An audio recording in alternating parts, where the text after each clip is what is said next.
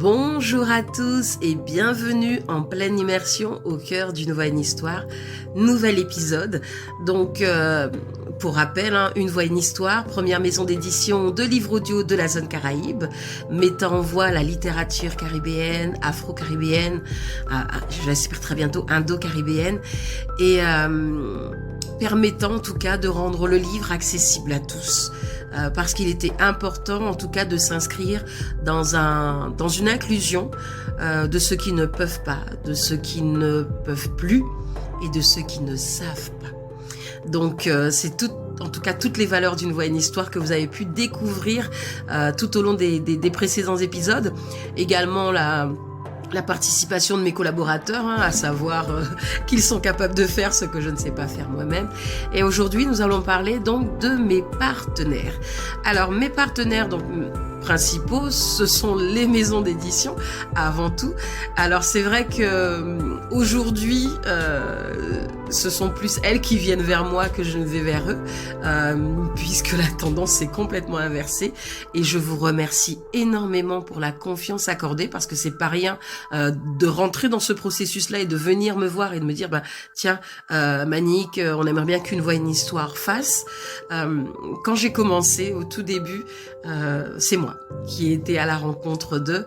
Donc la première maison d'édition à rapprocher, ça a été les éditions Jazor, puisque c'était la première maison d'édition sur la Guadeloupe à pouvoir proposer de la littérature de jeunesse. Donc respect aux aînés, respect à ceux qui ont été là avant. Donc j'ai rencontré donc les éditions Jazor qui ont tout de suite accepté de rentrer dans l'aventure. Ensuite les éditions Negmaron, Contacas, Benzo et tout un tas d'autres maisons d'édition qui ont accepté de dire oui. Pour la Martinique, cela s'est fait grâce à un contact que j'ai eu, donc c'est Franck Salin, Franquito, réalisateur également auteur, qui m'a mis en lien avec tout son répertoire, et je l'en remercie vraiment, qui m'a mis en lien avec tout son répertoire d'auteurs, et la Martinique s'est ainsi rapprochée de moi à travers Jude Duranty, qui a également une maison d'édition sur la Martinique, Serge Restog, et tout s'est mis un petit peu en branle, Nicolas Cage, et après progressivement, j'ai rencontré également Lilian Thuram, qui m'a mis en lien avec sa maison d'édition, Philippe Ray, qui éditait à l'époque également Gisèle Pinault, à 10 Soleil Noir, désolé, c'est le week-end. Mais voilà, et donc progressivement, c'est ce réseau-là qui s'est mis en place. Et nous avons travaillé également avec la maison d'édition de Franck Salin, qui est la maison d'édition Écriture. Et l'objectif, en tout cas, en rentrant en contact avec ces maisons d'édition, c'est qu'elles puissent me garantir qu'elles travaillaient déjà avec nos territoires, avec des auteurs de nos territoires, pour pouvoir être dans une continuité. Donc ça, ce sont les maisons d'édition. Ensuite est venu se rajouter l'Harmattan, qui a un catalogue assez conséquent également sur la littérature caribéenne. Hachette, mais sur un tout autre registre, puisque là on est sur de la littérature de Rokhaya Diallo, donc plus de la littérature noire et pas forcément caribéenne, mais afrodescendante. Donc c'était intéressant de pouvoir approcher ces grandes maisons d'édition, qui le sont toutes, Quand je parle de grandes maisons d'édition, je parle tout autant de celles qui sont en Guadeloupe, en Martinique, en Guyane et en France hexagonale et ailleurs.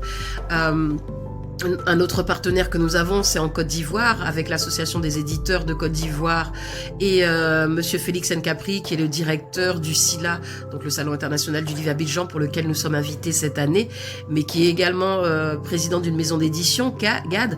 Donc c'était important vraiment que nous ayons ces partenaires. Donc là, c'est un partenaire que j'ai rencontré sur un salon spécifique. Et puis nous avons d'autres partenaires, des partenaires communication. Comme vous avez pu le constater dans le déroulé du storytelling, vous voyez écrit Culture Île.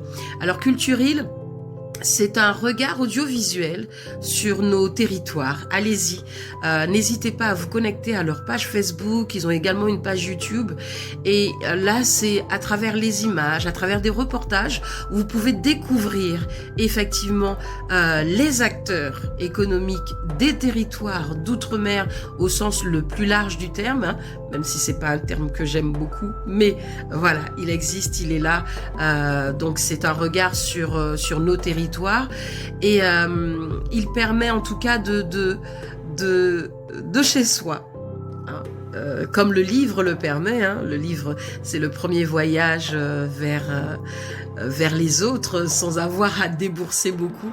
Et ben Culturel aussi, c'est un premier voyage vers les autres à travers leurs reportages, des reportages en tout cas qui sont vrais, hein, qui font vivre la culture et qui vous présentent les acteurs économiques. Et c'est vrai que j'avais eu l'occasion de participer à une émission où j'avais été interviewée et c'est de là qu'est né ce partenariat.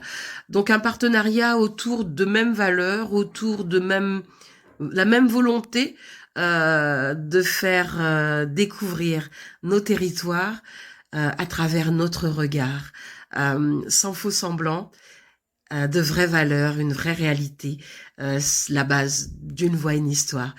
Donc voilà comment je choisis mes partenaires. Je m'assure qu'effectivement, ils soient en mesure d'être en accord avec les valeurs que je véhicule et également la mise en lumière de ce qui fait nous.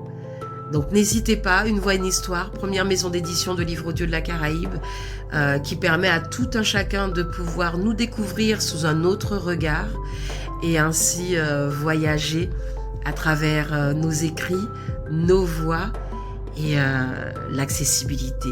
C'est-à-dire que peu importe votre histoire de vie, sachant, pas sachant, pouvant, ne pouvant plus, à des milliers de kilomètres, nous avons mis cette littérature caribéenne à votre disposition. Une voix, une histoire, c'est vous, c'est nous.